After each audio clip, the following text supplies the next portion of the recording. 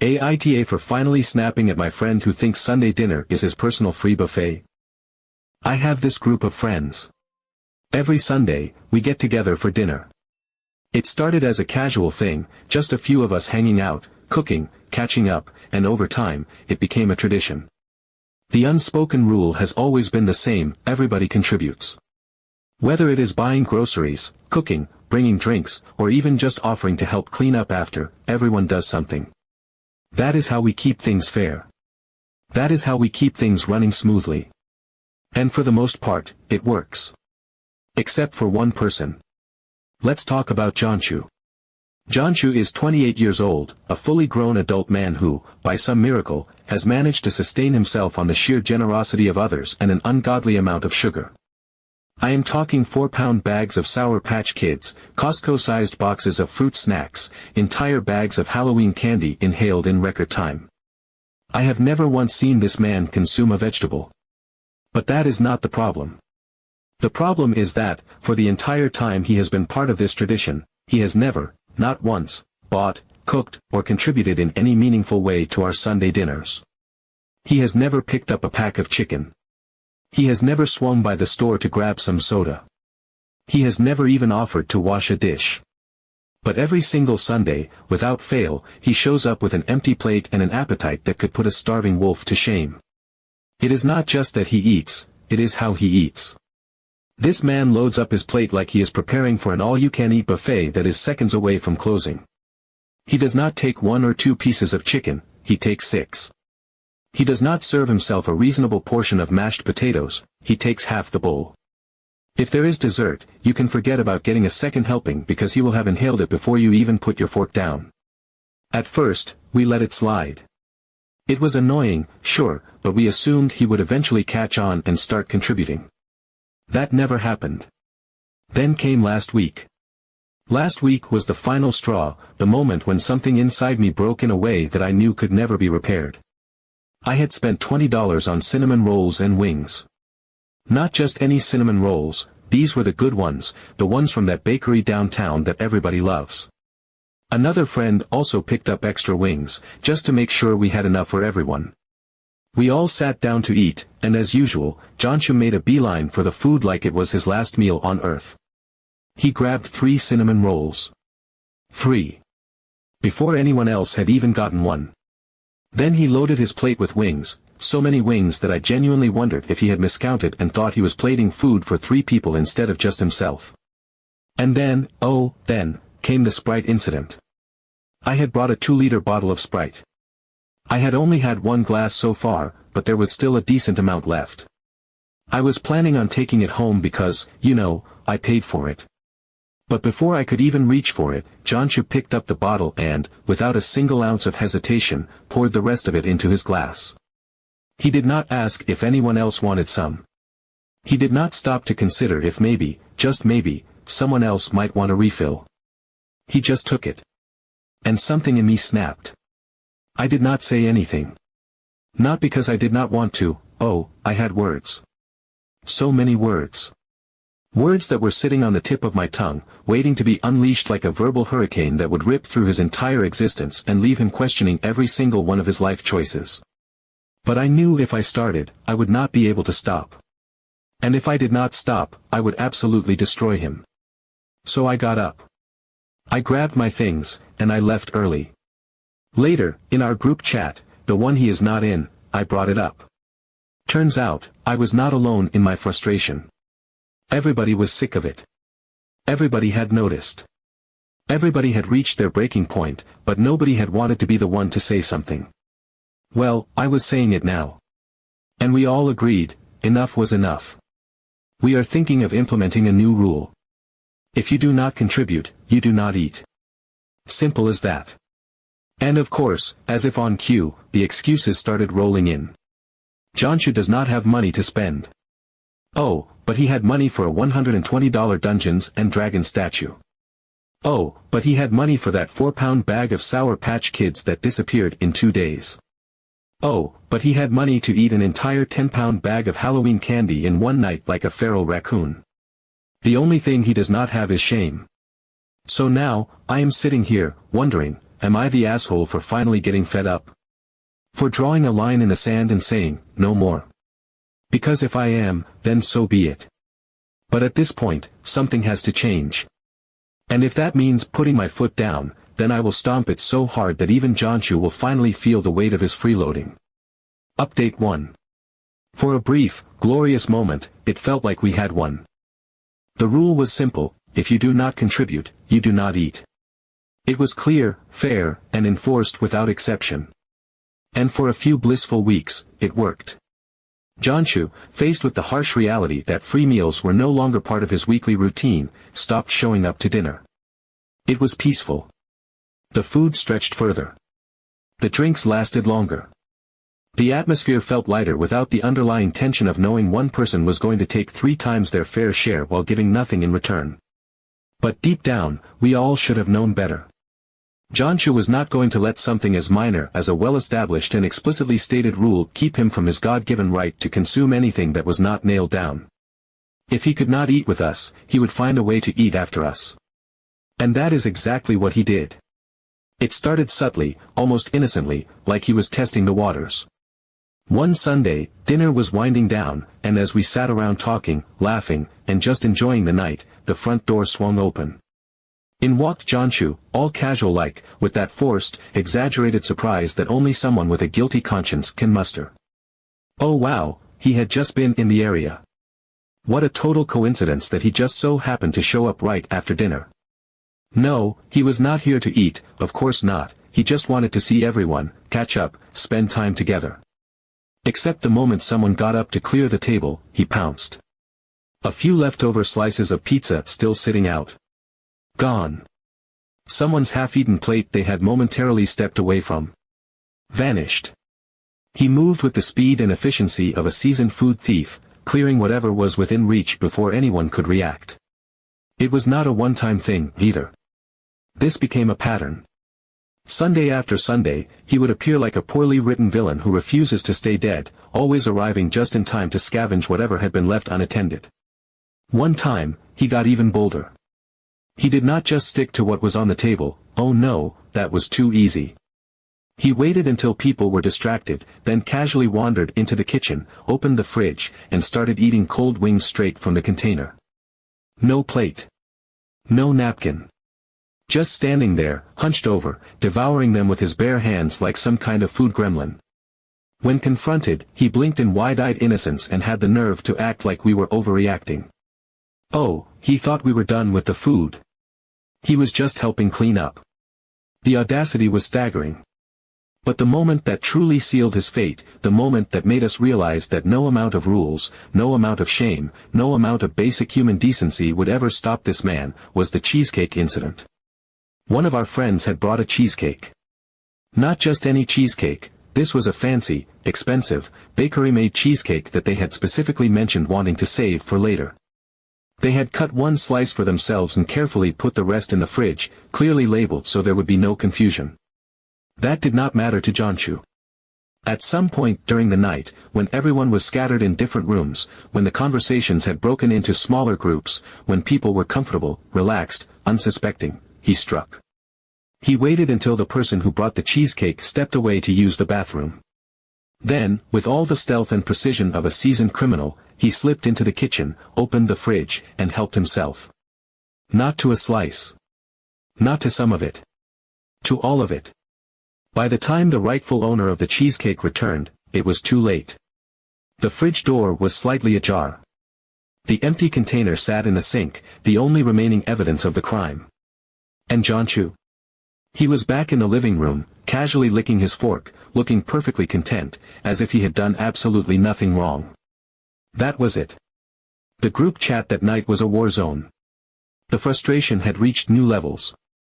No amount of talking to him, no amount of setting boundaries, no amount of anything was going to make this man stop. He had no shame, no self-awareness, no regard for anyone but himself. The rule had only forced him to adapt, to become more creative in his mooching, but the problem remained the same. It was time for a different approach. If he wanted to act like this, if he wanted to treat our gatherings like his own personal buffet, if he was going to ignore every attempt at getting him to act like a decent human being, then he was finally going to face some consequences. We came up with a plan. Update 2. A week later, we decided it was time to execute the plan. Jianshu had spent too long feasting off the kindness, or rather, the sheer reluctance to cause a scene, of others. No rule, no confrontation, no ounce of shame had ever stopped him before. He had wriggled out of every previous attempt to hold him accountable, evolving his mooching tactics like some kind of freeloading Pokemon. No amount of direct conversation or subtle hints had made the slightest dent in his behavior.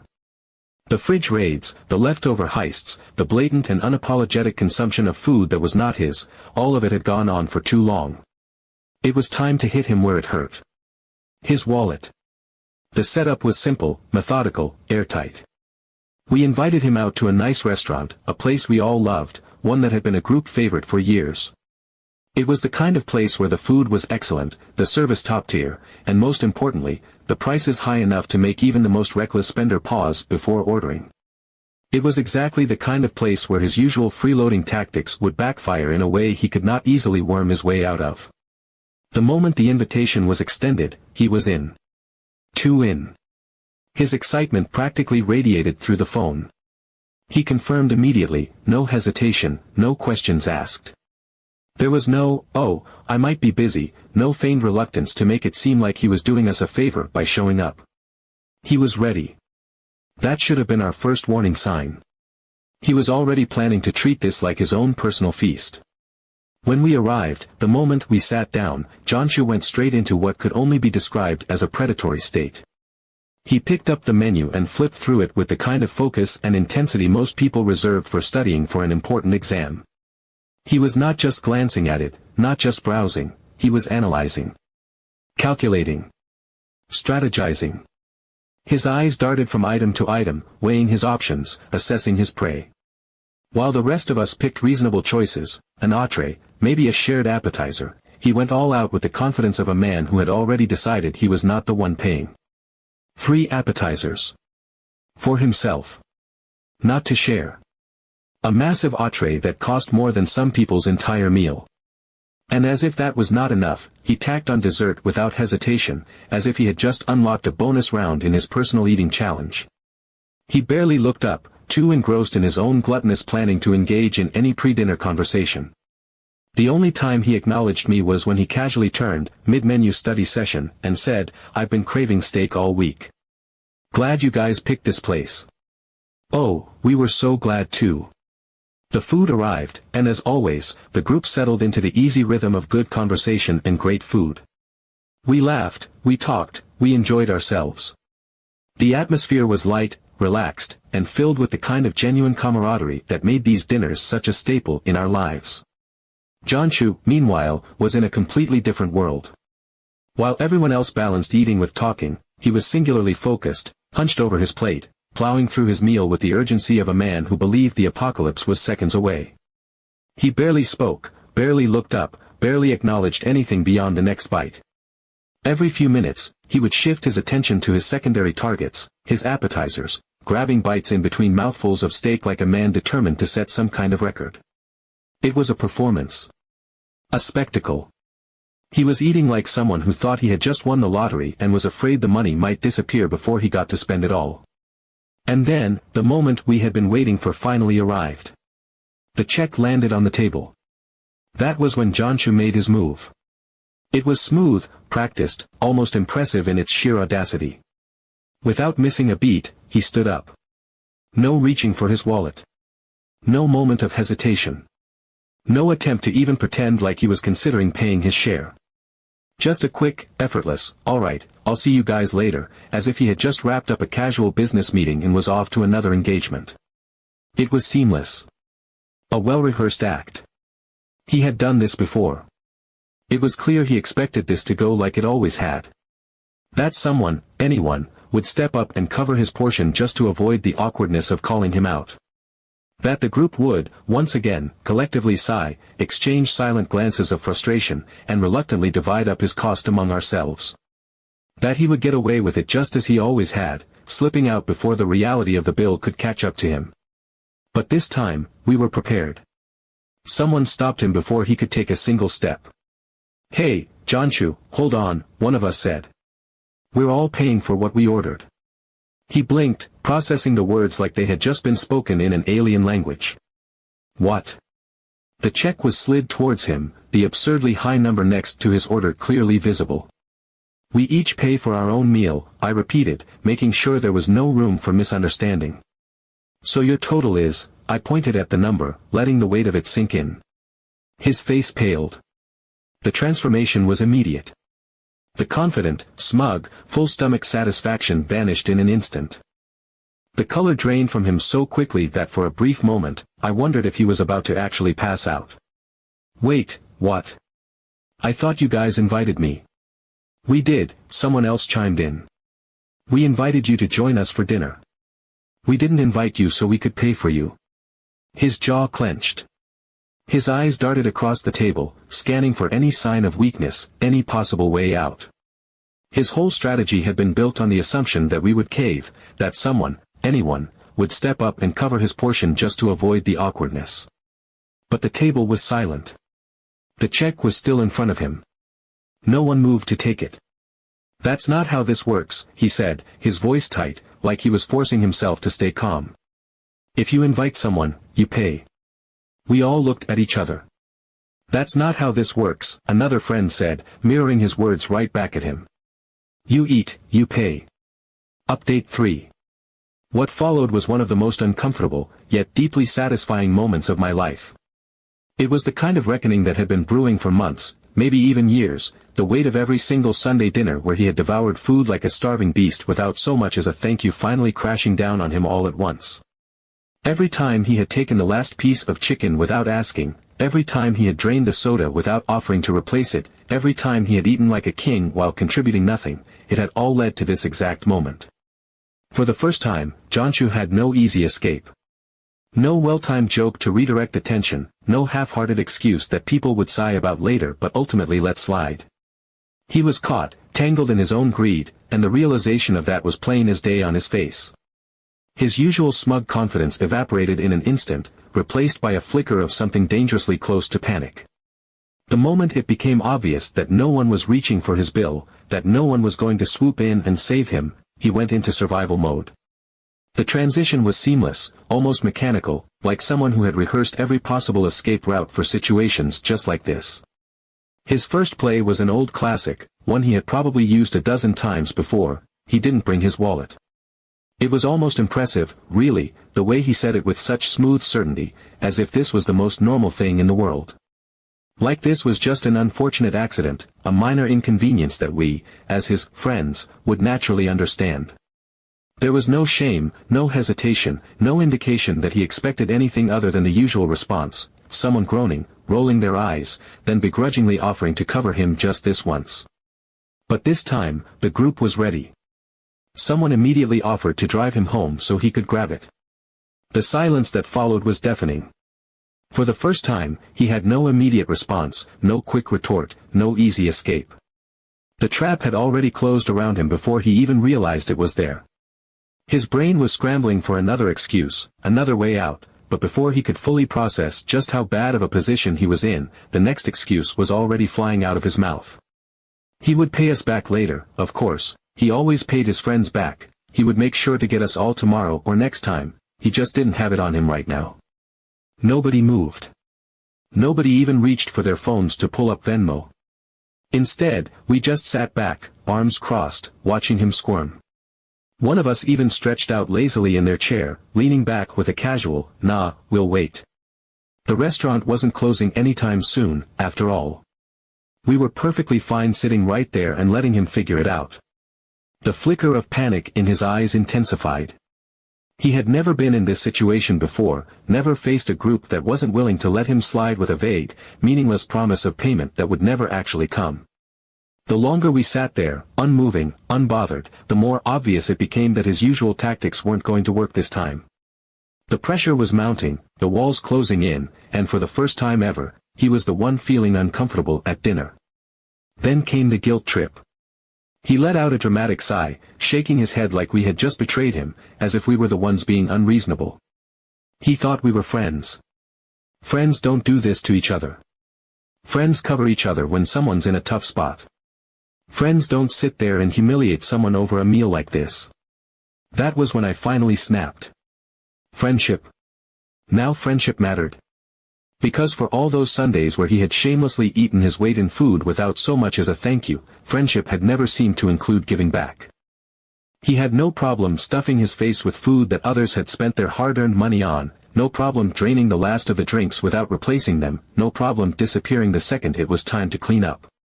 But the moment the expectation of contribution was placed on him, suddenly, he wanted to appeal to friendship. The shift in his demeanor was immediate. He knew, in that instant, that there was nothing left to say. No footing to stand on. No argument he could twist into making himself the victim. The truth was too blatant, too undeniable, too overwhelming to talk his way out of. His shoulders sagged, his entire posture slumping in defeat, and after what felt like an eternity of silence, he finally reached into his pocket. And just like that, there it was. His wallet. The sheer speed with which he had previously claimed to have forgotten it at home made the reveal almost comical. It was like watching a magician pull a rabbit out of a hat, except instead of gasps of wonder, it was just a table full of unimpressed, deeply vindicated people watching him dig out a wad of cash. Without a word, he peeled off the bills, sliding them onto the table with a visible grimace, his jaw clenched so tightly I thought he might actually crack a tooth. It was painful to watch. The man who had spent months pretending he couldn't afford to chip in, who had played the broke card at every possible opportunity, was now parting with his money like it physically hurt him.